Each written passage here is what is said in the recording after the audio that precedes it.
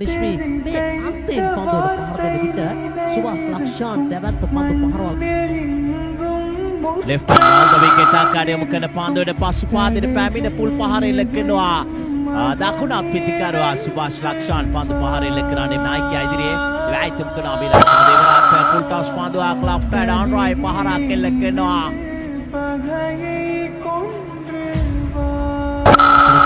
ලකුණු 30 යවරා සුභාෂ් Lakshan left down drive පන්දු පහරෙන් දිවෙනවා මමඩ අස්සම් left arm round the wicket අකාඩියම කරන්නේ කැටි පන්දුවක්